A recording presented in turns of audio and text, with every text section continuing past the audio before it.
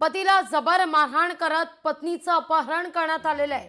पुण्याच्या खरपुडीमधील धक्कादायक प्रकार आहे। पुण्याच्या खेड तालुक्यामध्ये सैराट चित्रपटाची पुनरावृत्ती झालेली आहे। आंतरजातीय प्रेमविवाहातून मारहाण आणि अपहरणाचा प्रकार घडतोय। मुलीचा भाऊ आईसह 15 जणांवर गुन्हा दाखल आहे। खेड पोलीस स्थानकात गुन्हा दाखल करण्यात आला आहे।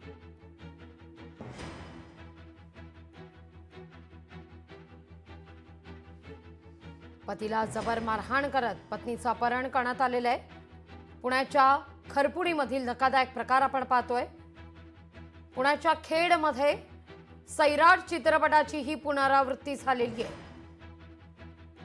अधिक माहिती घेऊया आपले प्रतिनिधी साईदीप ढोबळे यांच्याकडून। साईदीप, काय अधिक माहिती?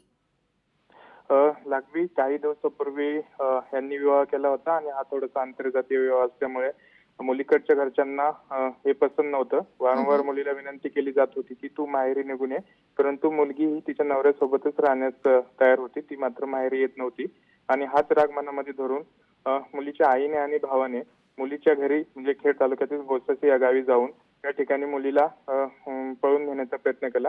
यामध्ये जी मुलगी आहे तिचा नवरा मध्ये पडला आणि त्यामुळे त्याला मोठ्या प्रमाणात मारहाण करण्यात आली।